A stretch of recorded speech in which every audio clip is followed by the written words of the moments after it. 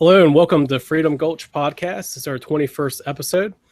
Today we're going to be talking about Jason Carrier and Denver Riggleman campaigns in Virginia, talking about the other candidates, and hopefully if there's a prospective libertarian candidate.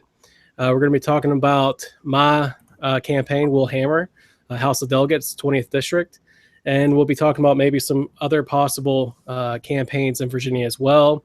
We'll be talking about Michael Pickens, one of our contributors. He's going to be doing a candidate conference call through the National Libertarian Party.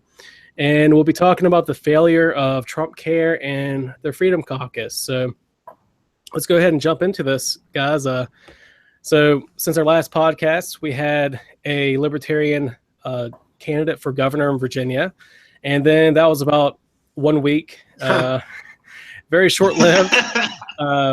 Joshua and I got to meet him. He came down for my nomination convention. I was really impressed with him, but unfortunately he ended his campaign, and within 24 hours, Denver Riggleman, who is a pretty leaning Republican, dropped out of the campaign. So now we're stuck with the usual choices.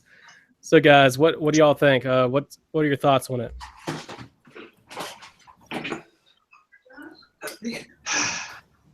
So I was managing It's all right. Go ahead, Andy.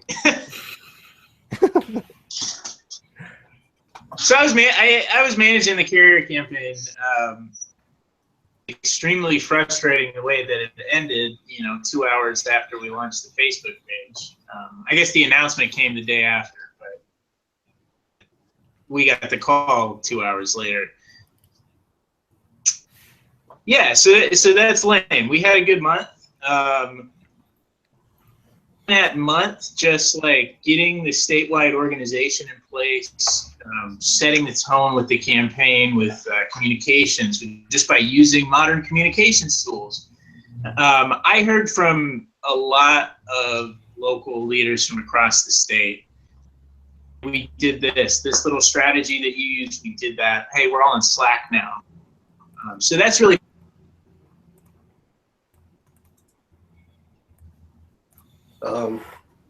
Have we lost him? Is it just me? Yeah, I think we lost him. Joshua, you want to share your thoughts? Well, sure. I mean, of course, yeah. I met Mr. Carrier for the first time at the 6th District Libertarian Convention. Announcement. Oh, is he back? No. Okay. Well, go ahead, Joshua. And yeah, I mean, I actually was very impressed the first time meeting him, and I thought he was. Seemed to have a lot of promise to him. A lot of people, when they first run for office, they're like, oh, let me tell you about me. Let me tell you about my wife. Let me tell you about my kids, and here's my story, but don't actually ever get into much of any substance. And, right off the bat, I felt like he was doing pretty well at that. So it came as quite a shock to me when he dropped out. I did not expect that. But...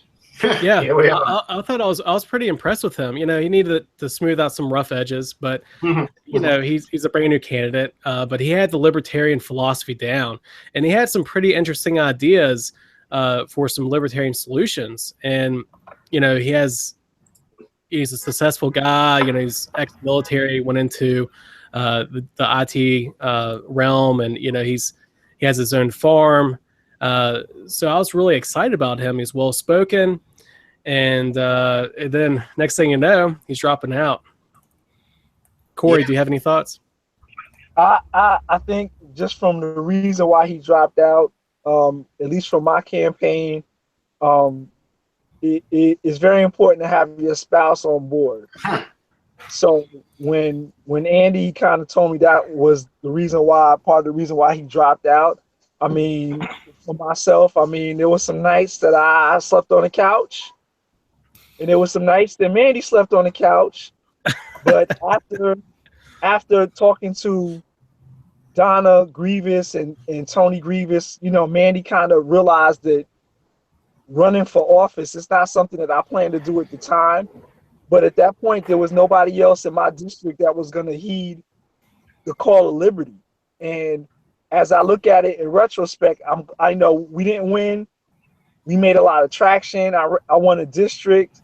And now when I go to the General Assembly, people know who I am. So I feel like I ran and it was purposeful, and I was proud that I was able to represent the party.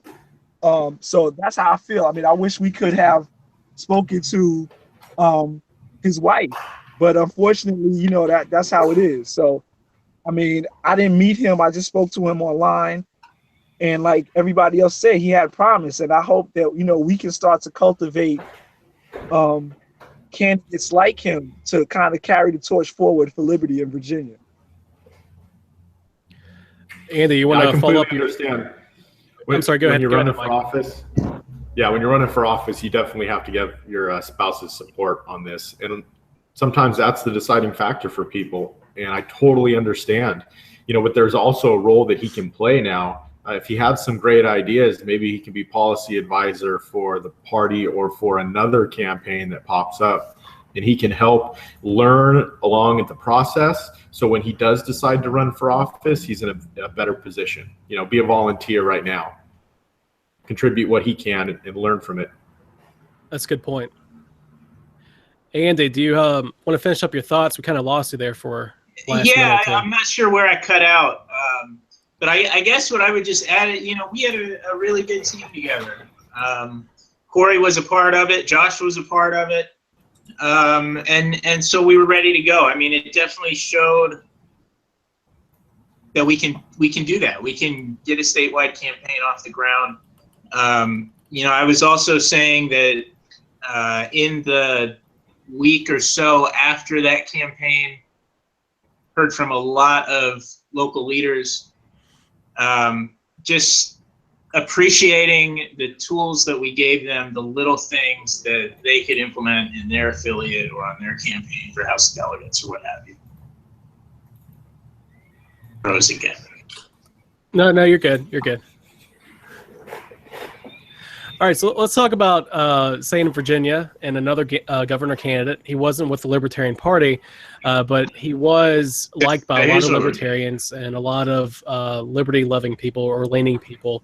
Denver Riggleman, I was really shocked. You know, I'm just getting over the Jason Carrier announcement, then I hear that Denver drops out as well. Now it's Ed Gillespie, Corey Stewart, and whatever the other guy is, or the Democrat, Perriello. Yeah, so it's just like just business as usual. Denver, of course, I didn't agree with him on everything, but he had a lot of good points. Just obviously he had some issues with raising money, and I think that he had too narrow of a focus where it didn't really resonate with the population pockets of Virginia, the northern and coastal areas of Virginia. And he talked mostly about property rights and eminent domain and reference to the Dominion pipeline that's coming through my district. And it's a big issue here, but out on the coast area, you know, the coastal, the Tidewater, and Northern Virginia, it's not such a big issue, at least at the moment. So I was very sad to see two solid candidates drop out. Joshua, your thoughts on Denver? Well, sure. I mean, you know, I in general, I liked Mr. Riggleman. Of course, as you may or may not know, I had a bit of disagreement with some of his campaign staff. But it was shocking to see him drop out. I wanted to learn more about him, certainly. And now, I mean, I look at the candidates that remain, and I don't know, like, you know, if you value liberty, if you value limited government, you know, what in the heck do you do? I mean, you know, is there anybody worth supporting? I don't see it at this time. I really hope that someone will jump in the race. You know, because you know, will I vote in the Republican primary or will I vote in the Democratic primary? At this point, I have no idea, because it's like, you know, which candidate is the best of the ones that remain? And at this point, I would say I'm not enthusiastic about voting for any of them. Yeah, Andy? Yeah, I don't know. I really don't know. It really would have been nice to have a libertarian announcing the day after Riggleman dropped out, or the day before. I don't see a whole lot with Ed Gillespie. I certainly don't see anything with Ralph Northam or Tom Perello. I think the race is shaping up to be like much quieter than 2013. 2013 was really nasty, and big personalities that were high disapproval ratings, both of them. And these guys are just kind of nothing. It would be nice to have a third voice, and that was part of our push, was like, if the LPVA doesn't show up, nobody else is going to show up. It's kind of all on us. Yeah. Do we have any new perspectives for Libertarian running for governor?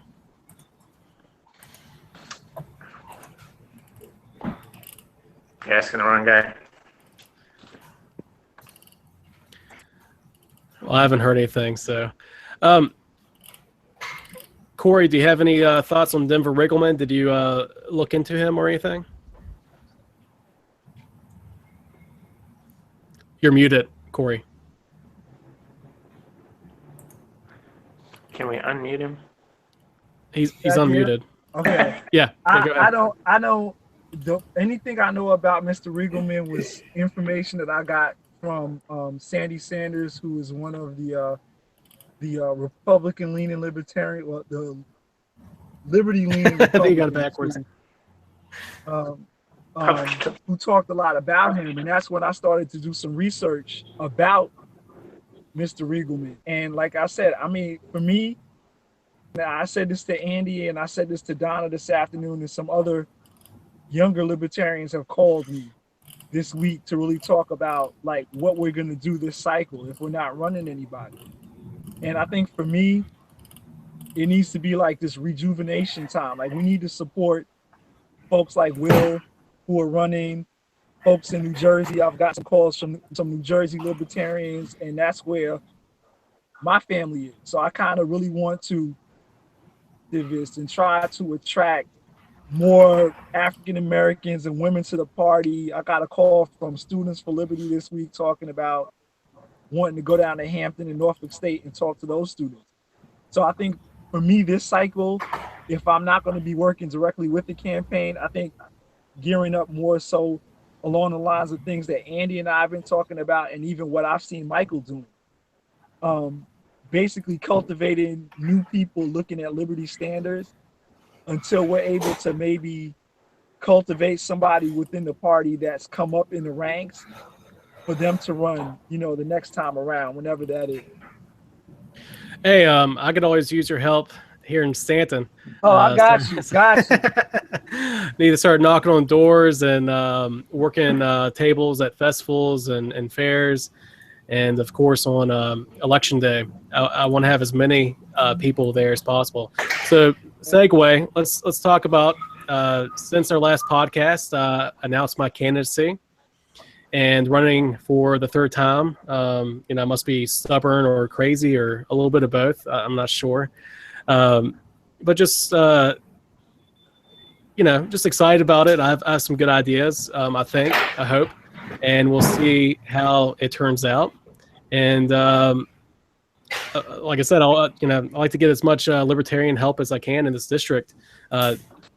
Unfortunately, a Democrat has hopped into the race, but I still think that, even with a third person, Democrats don't do well against Dickie Bell, the Republican, heads up. So I think that, we might have an opportunity to possibly get up there with the Democrat, if not even pass the Democrat. Of course, I would love to see us win, obviously. And who knows, maybe if I, work hard enough and get my message across well enough, then we can surprise some people. So any and all help is welcome here in the 20th District of Virginia. So you're in ballot access mode right now? I haven't started. I think our farmers market's starting next weekend, so I'm probably going to hit that up. I usually get at least 100 signatures at the farmers market, and so I just go there probably once or twice at the most, and I'll be done.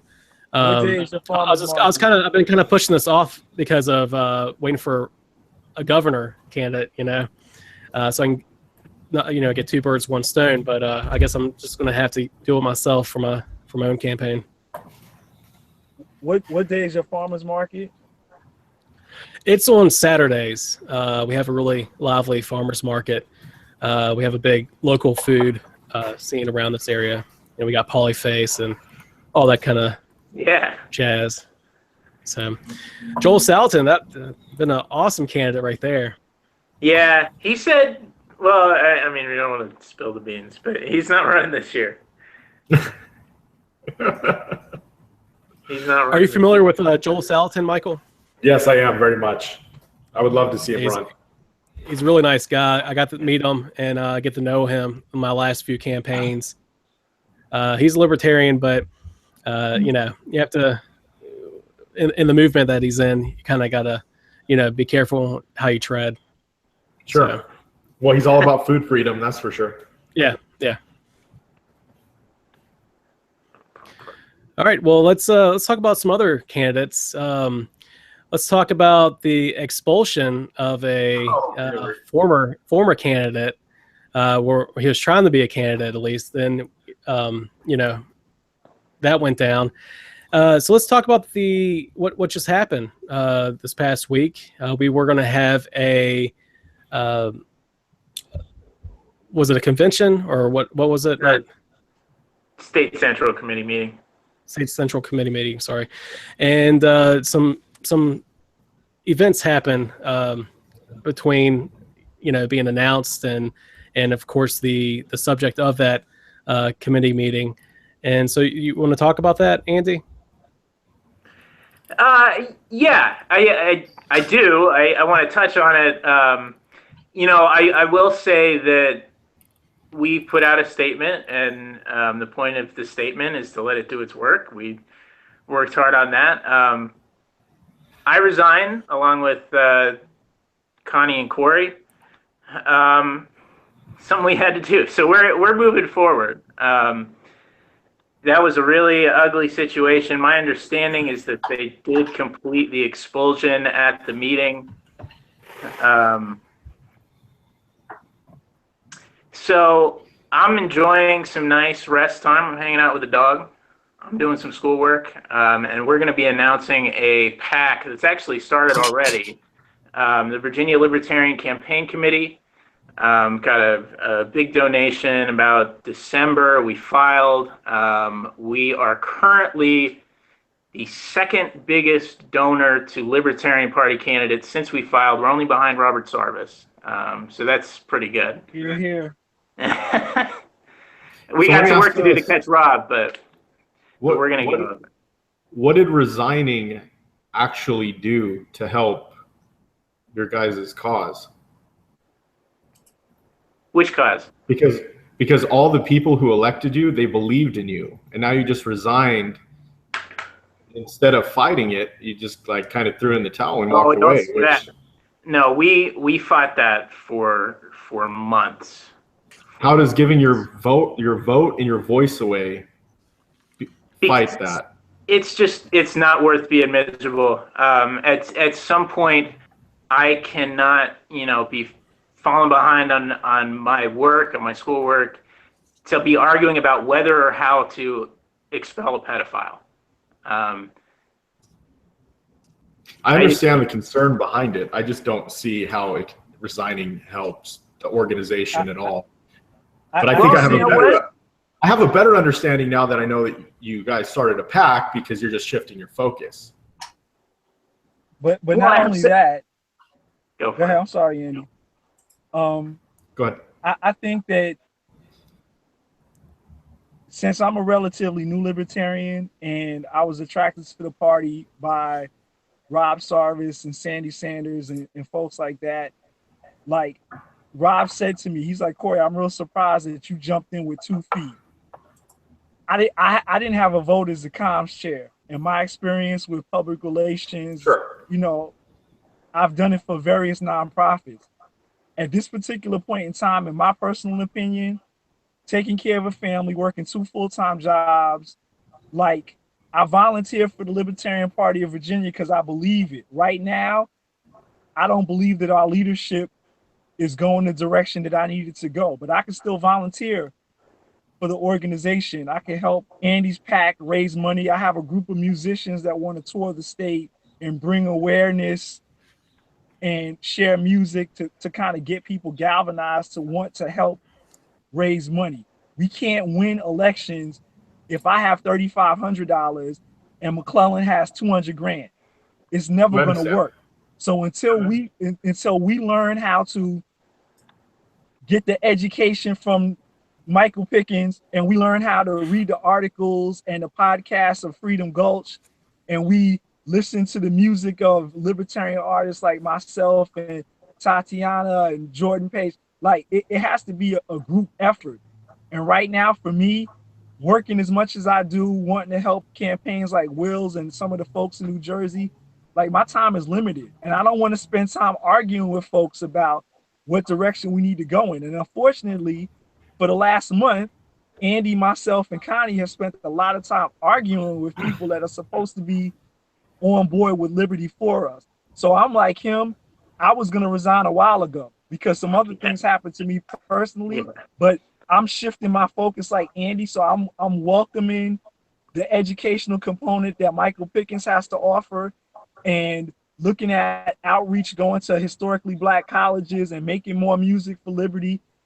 And that's going to be my part. In the next year or two, maybe I can revisit being able to be a leader, in the SEC. But for right now, I got to do this liberty walk my way, and I'm not going to sit around and argue with folks. It's a waste of energy. Yeah, absolutely. Definitely respect that and definitely understand. So what I just don't understand, like, everybody found out, if you're not familiar with it, everybody found out about the threats, alleged bomb threat for the meeting through a Facebook post, through comments. And so it's just kind of shocking that this has been going on, and then other things are going on, and that we find out through Facebook comment. And I don't understand why this was being handled the way it was, like why Bo was handling, trying to talk him down beforehand. And I don't know how long that process was. I don't know all the information, obviously. And then, of course, finding out about the bomb threat and other things. I just don't understand why it wasn't just automatically postponed and let the authorities, try to investigate that for the public safety and all of the member safety. Yeah, even if you're going to hold the meeting, like, you need to send a notice so people, first of all, know what they're getting into. But second of all, you know what? Go ahead and tell people to bring their guns. Bring in VCDL. If that's what we're going to do, let's fucking do it. It just wasn't. This is a volunteer gig. It's a volunteer gig, and it's not worth it to be spending the time doing that when I really did get more impact in a month with a campaign that didn't even get off the ground than I did in a year on that committee. Mm-hmm. And I was miserable while I was there. Here. Well, from an outsider, because I'm not in the committee, I'm a vice chair to a committee member. It just seems like nothing ever gets done. People talk about doing something, but no action actually happens. It's like, let's talk about, let's argue, bash our heads, together, and then let's get a resolve next time. And it's like the can keeps getting kicked down the road. Is that the way it was in the committee? I mean, for me being where I was, it was like the can was getting kicked down the road. And, like I say to people, like I'm used to, like, my biggest influence besides now being part of the Libertarian Party was Toastmasters International.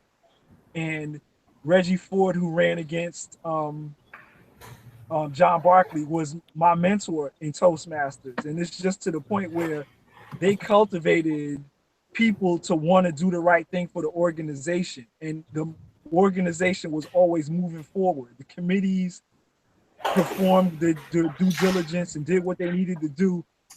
and Toastmasters grew and grew and grew. And that's what I'm used to. So I come to this organization, and just my experience on the SEC, it really hasn't been that positive. When you call your leader and say, hey, we need to meet. Hey, we should get together. Hey, let's get together. Hey, let's meet, for months and months, and then nothing ever happens. But then you want to get 55 emails a day from one particular person. It seems like they just want to take control and then start, doling out instructions like, yo, I'm at work. I'll get with you when I'm off of work. But it's like you bang your head against the wall and nothing ever gets done. So in the realm of that, in the realm of what happened with Mr. Larson, it just became too much for some of us. And we just said, you know what, it's just time to do something else. And that's at least how I felt, because there's no communication. You can't get in touch with the leader. If the leader is not functioning, then what's going to happen to the rest of the body? It's surely going to die as well. I look at leadership a little differently. Everyone has our own roles and responsibilities. The organization is not a thing. It is individuals. So it's what we do as individuals that is the organization. So if you do something else and call yourself a libertarian, that's still libertarians doing things in Virginia, right?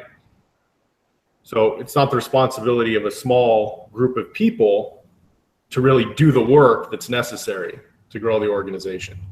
It's all the local people individually, what we can do. Now you're going to do other things. You're going to work with a PAC, but you're still doing stuff, right?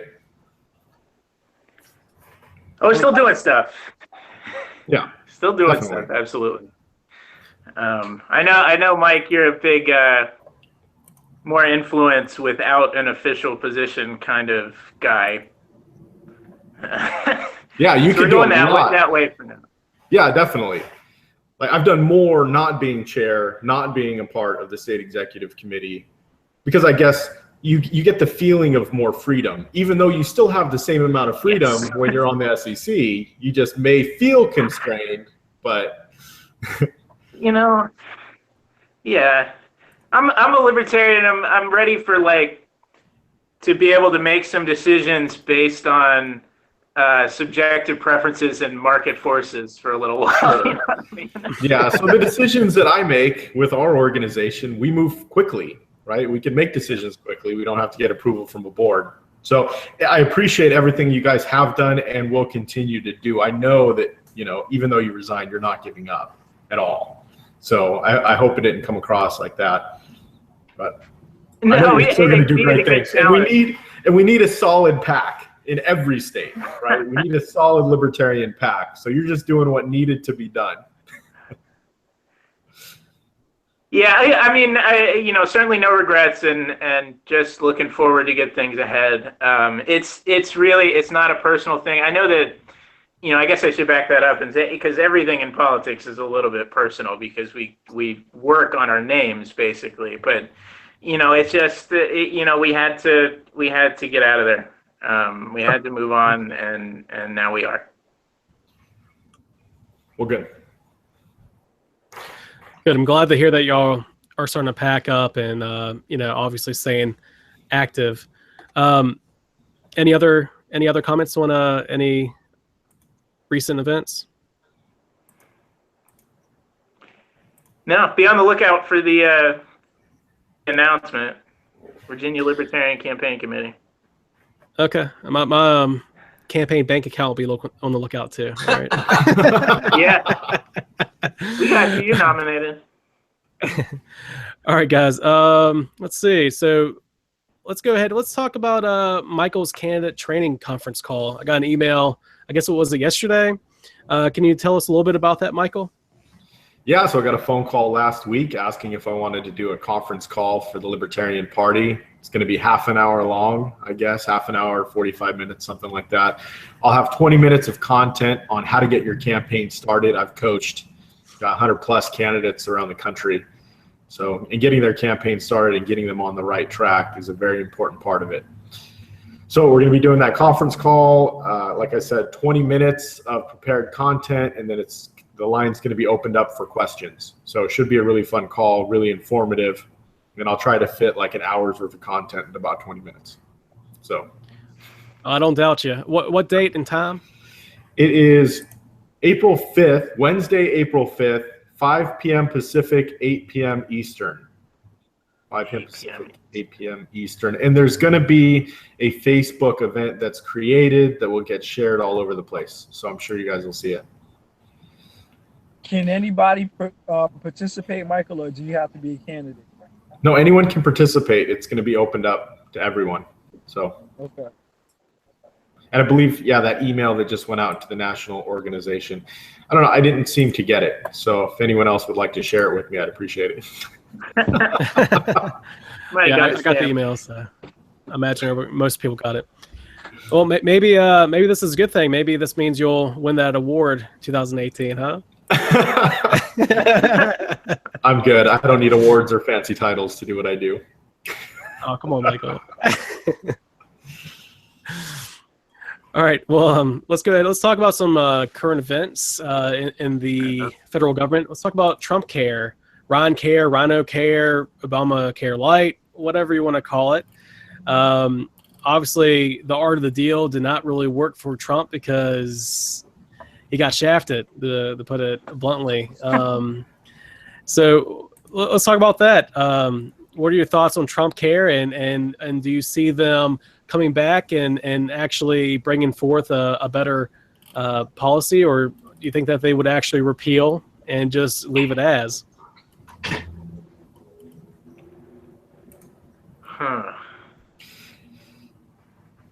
I don't know. I've been paying attention to local issues and local campaigns. Oh, okay, Michael. Well, you know, if I could chime in here, it doesn't make any sense to me.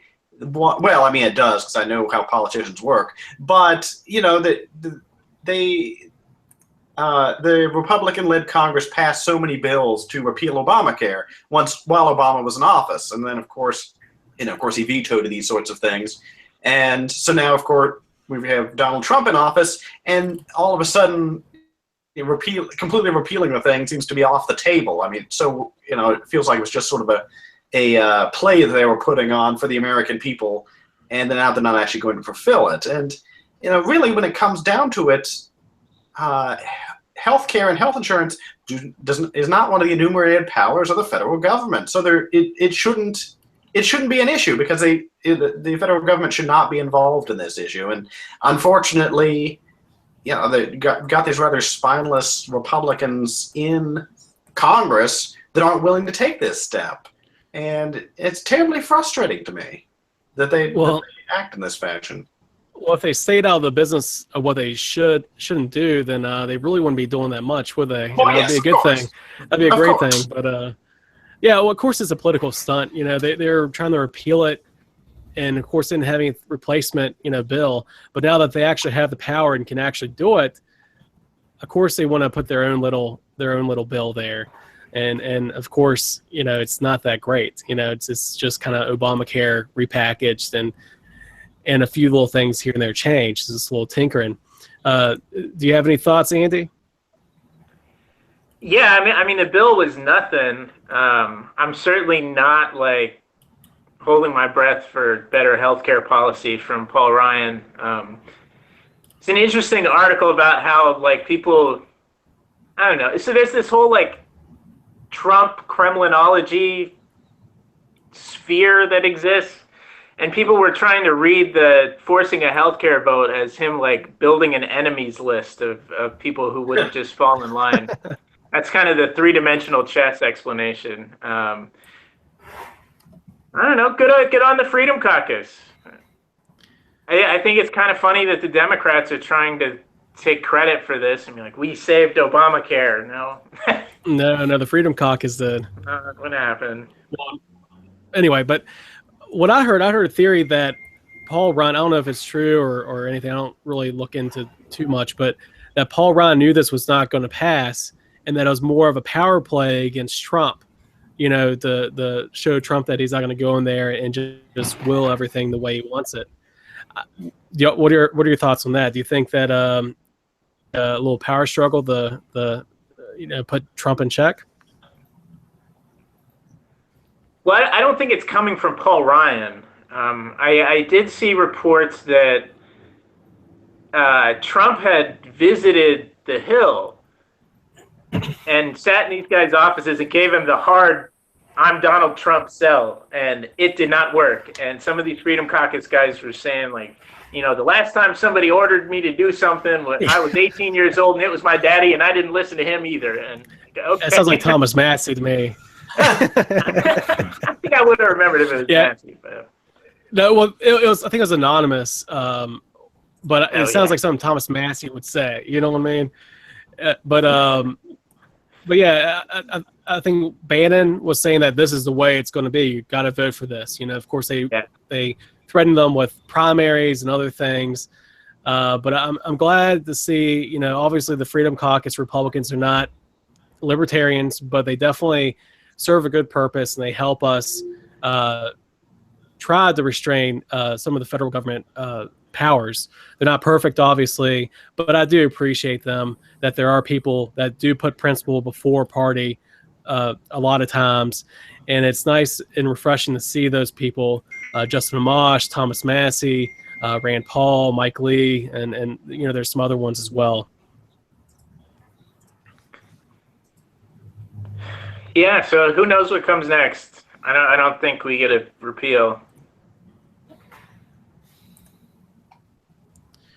That would be nice, though. A nice straight repeal. Just stop subsidizing. Somebody introduced the bill. Huh? The bill is there. The one-sentence Massey-style bill. Yeah. I like that.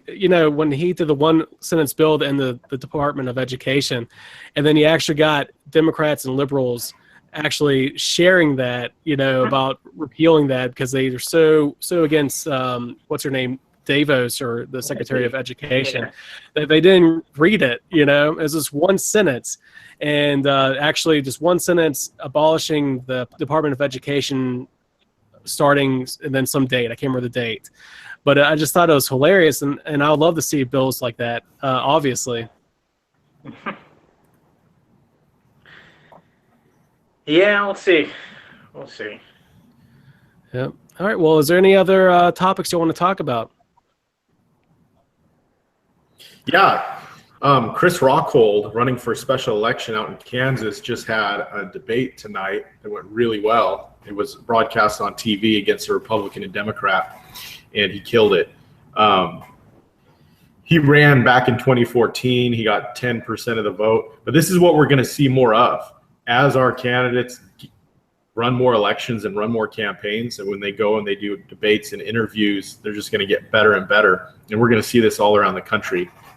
This year and 2018 is going to have more repeat candidates than ever before. So it's really exciting. That's great. How did he get in? He actually got in a debate with a Democrat and Republican. That's impressive. Yeah, broadcast on the local news station. So yeah, I mean, it's exciting. If we're given a podium on the stage, we actually get our message out there.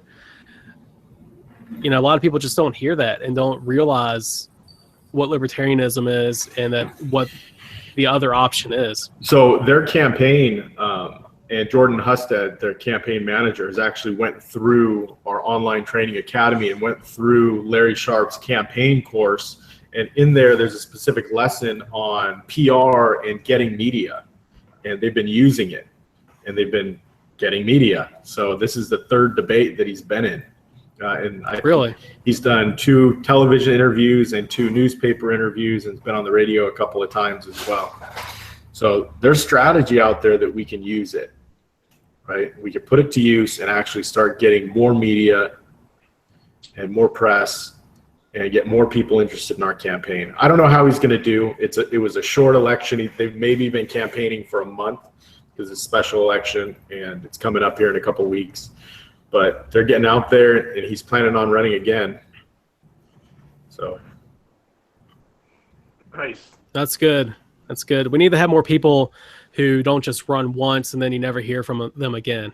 Whether they run again as a candidate or are part of the state central committee, or they start a PAC, like Andy's getting into. Yep. You need to have people that don't just come out and then they just disappear. You don't hear from them again. Yeah. Will, did they let you in debates in 2015? 2015, well, 2015 I ran against Sticky Bell, and Only two of y'all.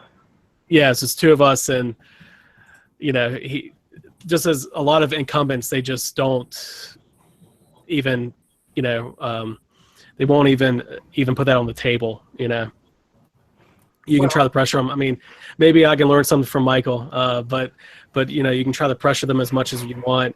Just like when I ran against Bob Goodlatte, campaign didn't reply to me.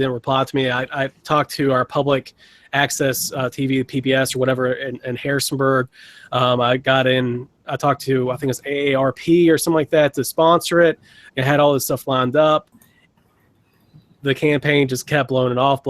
And they finally replied to me like a month before the election. And then they just kept kicking it down. Next thing you know, it's a couple weeks out of the election.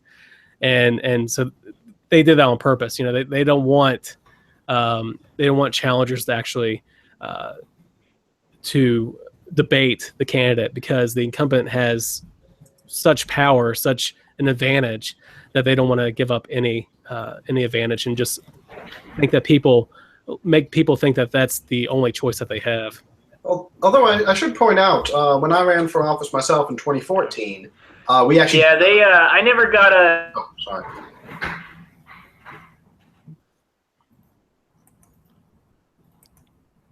Go ahead, Joshua.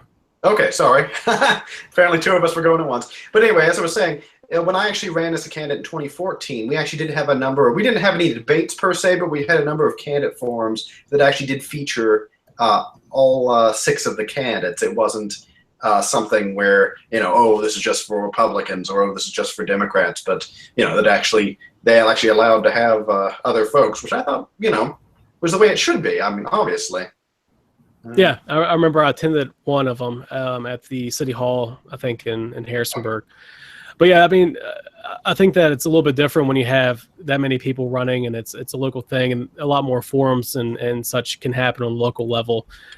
When it's just like one person that's the incumbent, Sure. they hold so much power that they can pretty much just make it be done on their terms. Mm-hmm. Mm-hmm. All right, guys. Anything else? All right. Well, thanks for joining us. 21st edition of the Freedom Gulch podcast, and hopefully we'll be back in about 2 weeks. Thanks for joining me, guys. Yep. Thanks, guys. Great talking to you again.